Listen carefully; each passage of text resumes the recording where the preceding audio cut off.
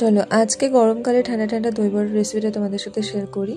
বিউলি ডালটাকে সারা রাত ভিজিয়ে রেখেছিলাম, কয়েক টুকরো আদা এবং সামান্য জল দিয়ে এটাকে বেটে নিয়েছি। এরপর একটু লবণ আর মুড়ি দিয়ে আর সামান্য জল দিয়ে এটাকে আমি ফেটিয়ে নিয়েছিলাম। আর একটু বাটির মধ্যে জল নিয়ে ব্যাটারটা ফেলে দেখে নিলাম যেটা ভাসছে কিনা। আর যদি ভেসে যায় তাহলে বোঝা যাবে যে ব্যাটারটা ঠিক মতো ফেটানো হয়েছে। এরপর কড়াইয়ের মধ্যে তেল ভালো করে গরম করে নিয়ে এগুলোকে গোল্ডেন করে ভেজে নিতে হবে।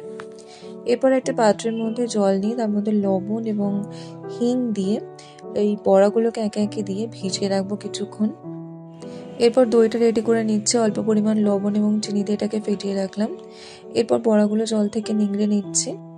এরপর এর মধ্যে আমি টক দইটা দিয়ে দিচ্ছি, মানে যে দইটা রেডি করে রেখেছিলাম।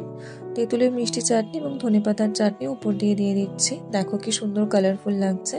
এরপর কাশ্মীরি রেড চিলি পাউডারের গুঁড়ো, চাট মশলা এবং ঝুরি ভাজা ছড়িয়ে দিলে রেডি আমাদের দই বড়া।